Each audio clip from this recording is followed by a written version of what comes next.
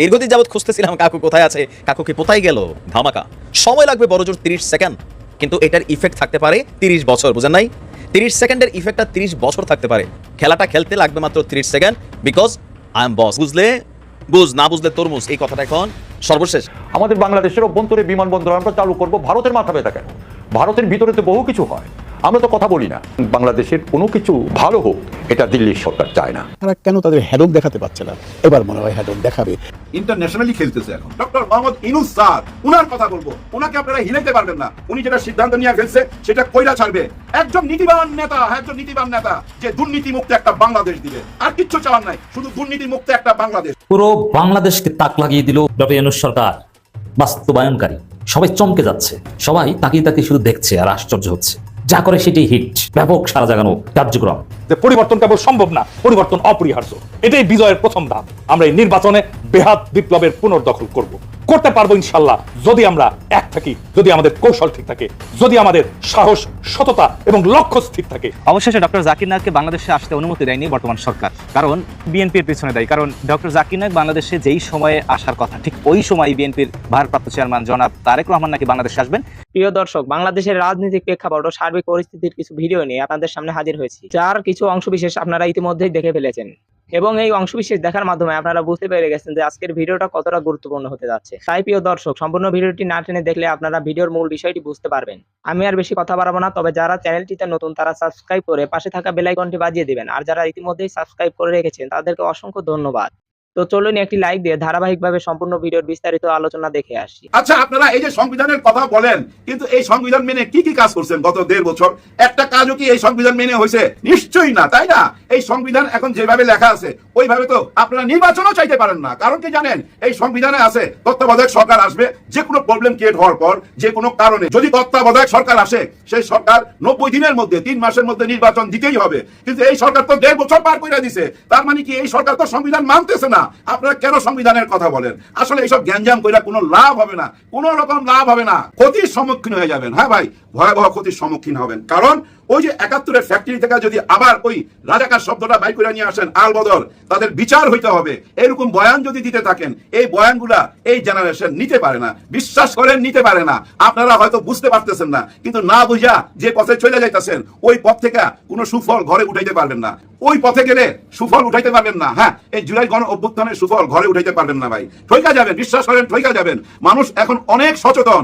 এখন আপনি ওই 71-এর ফ্যাক্টরি থেকে কোনো শব্দ বাইর করে, কোনো স্লোগান বাইর করে স্বাধীনতার পক্ষের বিপক্ষের এই ধরনের রাজনীতি করার দরকার নাই। এই ধরনের রাজনীতি শুধু গ্যাঞ্জাম বাড়াইবে ভাই, দেশের গ্যাঞ্জাম বাড়াইবে। কোনো লাভ হবে না, 2 বছর লাভ পাবেন না। কারণ কি জানেন? বর্তমান সরকার সবকিছু ভুলা গেল, একটা কথা ভুলতে পারতেছে না, তারা রক্তের উপরে দাঁড়ায় আছে। এই সরকারের মধ্যে এমন অনেককেই পাবেন, অনেক অপরাধ করছে, অনেক লুটপাটের সাথে হয়তো জড়িত, শোনা যায় অনেক টাকা অনেকে পাচার করছে, হইতে পারে, আমি না অস্বীকার যাই না, হয়তো প্রমাণ আছে, নাইলে এই ধরনের কথা সামনে আসতো কেন? তারপর আমি বলবো এই সরকারের একজনের কথা, ডক্টর মোহাম্মদ ইউনূস স্যার, উনার কথা বলবো। উনাকে আপনারা হিলাইতে পারবেন না। উনি যেটা সিদ্ধান্ত নিয়ে ফেলছে সেটা কইরা ছাড়বে। নতুন বাংলাদেশের স্বীকৃতি দিবেই, জুলাই গণ অভ্যুত্থানের আইনি বৈধতা দিতেই হবে। এটা জনগণের চাওয়া। আর এই জনগণের মনের কথাটা যারা বুঝতে পারছে তারাও বলতেছে হ্যাঁ না ভোট আগে হইতে হবে, তারপরে সংসদের ভোট। ওই সংসদে যাওয়ার পরে আগে জুলাই সনদপত্রের আইনি বৈধতা, মানে গণভোট। এই গণভোটটা চাচ্ছে ওনারা আগে। কিন্তু বিএনপি রাজি হচ্ছে না কেন? একটুখানির জন্য কেন এত গ্যাঞ্জাম করবেন? রাজি হচ্ছে না কেন? এর মধ্যে আরেকটা লজিক আছে ভাই, এটা মাথায় রাখেন। এই হ্যাঁ আর না এর মধ্যে তো অনেক কিছু আছে। হ্যাঁ এর মধ্যে অনেকগুলা ব্যাখ্যা দেওয়া আছে না? যেমন জিয়াউর রহমান যখন হ্যাঁ না ভোট করছে, উনি কি লিখছিল যে আমার নীতিগুলো আপনারা মেনে নেবেন কিনা। যে উনার যে নীতি তো আর একটা দুইটা থাকে না, একটা দেশ চালাবার জন্য অনেক নীতি থাকে, অনেক রকম আদর্শ থাকে। ওইটা ছোট্ট করে নিয়ে আসছে হ্যাঁ নাতে। আর এই হ্যাঁ না ভোটের এত শক্তি ভাই, চিন্তা করেন। ওই হ্যাঁ না ভোট দিয়ে বুঝছেন একটা সংবিধান চেঞ্জ করা যায়। একটা সরকার যদি মনে করে যে হ্যাঁ আমি হ্যাঁ না ভোট পাইছি, আমি এখন আর সরতেছি না, নির্বাচন দিব না, যদি নির্বাচন নাও দেয় ওই হ্যাঁ না ভোট দিয়ে বুঝছেন আগামী 2 বছর থাকতে পারবে।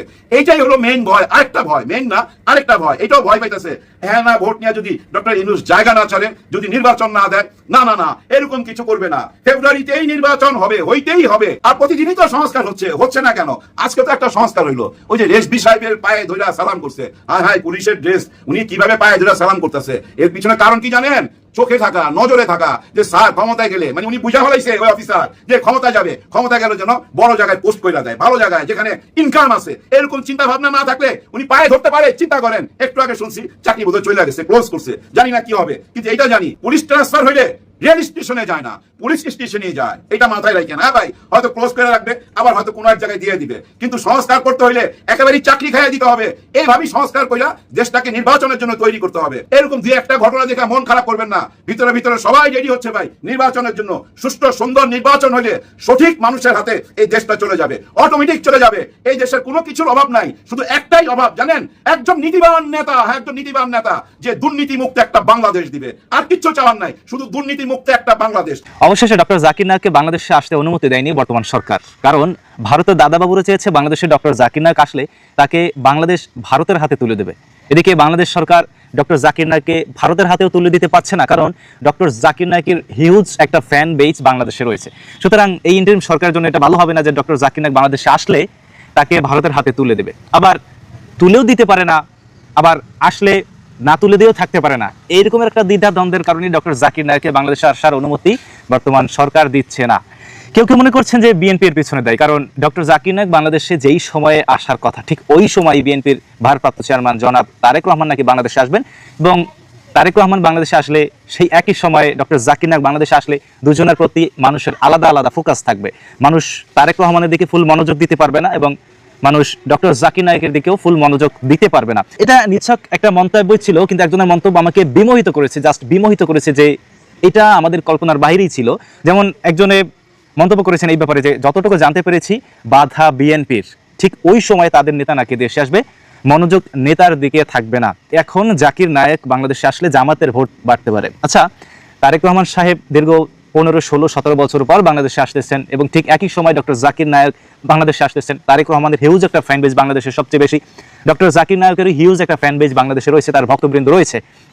দুজনার ভক্তবৃন্দ যেহেতু বাংলাদেশে বেশি, দুজনে যদি একই সময় বাংলাদেশে আসে তাহলে অবশ্যই দুজনের দিকেই কনসেন্ট্রেশন থাকবে, মানুষের দুজনের দিকে মনোযোগ থাকবে, কিন্তু সবাই চাইবে তারেক রহমানের দেশে আসার প্রতি মনোযোগ দিতে। সেদিক থেকে এই কমেন্টটা এক প্রকার ঠিক আছে যে তখন যদি ডক্টর জাকির নায়েক বাংলাদেশে আসে তখন তারেক রহমানের প্রতিও মনোযোগ থাকবে এবং ডক্টর জাকির নায়েকের প্রতিও মনোযোগ থাকবে মানুষের, কিন্তু এতে একটা গোলযোগ সৃষ্টি হওয়ার সুযোগ বা সম্ভাবনা রয়েছে। কিন্তু এখন জাকির নায়েক আসলে জামাতের ভোট বাড়তে পারে, এই কথাটার সাথে আমি একদমই একমত না। ডক্টর জাকির নায়েক বাংলাদেশে আসলে জামাতের ভোট বাড়বে কেন? ডক্টর জাকির নায়েক কি বাংলাদেশে জামাত আনতেছে, নাকি জামাতের জন্য ডক্টর জাকির নায়েক আসতেছে? কোনটা? দুইটার একটাও না। ডক্টর জাকির নায়েককে জামাত আনতেছে না, এবং ডক্টর জাকির নায়েক জামায়াতের জন্য বাংলাদেশে আসতেছে না। তাহলে ডক্টর জাকির নায়েক যদি এখন এই বাংলাদেশে আসে তাহলে জামাতের ভোট বাড়ার কোনো কারণ আছে? কোনো কারণ নেই। সুতরাং এই কমেন্টের দিকে আমি একমত প্রকাশ করতে পারলাম না। আরও বলেছে যে এমন সব ইকুয়েশন থেকে বাধা দিচ্ছে, নির্বাচনের পর তারাই নাকি আনবে। আগামী জাতীয় সংসদ নির্বাচনের পরে ডক্টর জাকির নায়েককে যদি বিএনপি বাংলাদেশে সেমিনার করতে নিয়ে আসে বা দাওয়াত দিতে নিয়ে আসে, আলহামদুলিল্লাহ, এটা অবশ্যই আমাদের জন্য খুশির সংবাদ। দেখলাম যে বিএনপি বিভিন্ন মাহফিল, বিভিন্ন জলসা করতেছে, এবং ডক্টর জাকির নায়েককে যদি বিএনপির পক্ষ থেকে বাংলাদেশে আনা হয় তাহলে মানুষের আরও সিম্প্যাথি বিএনপির দিকে পৌঁছাবে বা বিএনপির দিকে যাবে, এটা অবশ্যই প্রশংসার যোগ্য।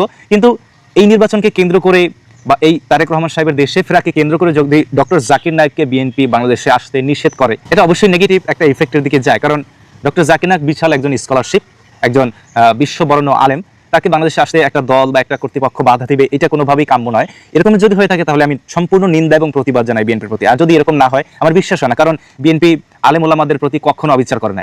সম্পূর্ণ ভিডিওটি দেখার জন্য আপনাকে অসংখ্য ধন্যবাদ। ভিডিওটি দেখার মাধ্যমে আপনি কি উপলব্ধি করতে পারলেন তা কমেন্টের মাধ্যমে জানান। আজকের মতো এ পর্যন্তই। ভালো থাকবেন, সুস্থ থাকবেন, আল্লাহ হাফেজ।